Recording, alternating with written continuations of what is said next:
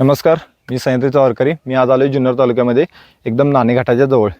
नाणे घाटाचा पहारी करी जो जीवधन, चावंड, हडसर आणि यातला शेवटचा म्हणजे हडसर ह्या लाईनमध्ये 3 गड आहेत. आणि माझ्या मागं बरोबर पलीकडे आहे तो शिवनेरीतून 13 किलोमीटर. आज आलो मी हडसरवरती. नाणे घाटावरून जे मुंबईवरून देशावरती व्यापार व्हायचा त्यावरून जे टोल नाका होता तिथं नाणे घाटावरती, त्यातून जे अन्नधान्य मिळायचं ते या गडावरती ठेवलं जायचं. त्यातील सगळ्यात जास्त साठा हा मला वाटतं हडसरवरती असावा, कारण वरती अन्नधान्याचं इतकं मोठं कोठार आहे.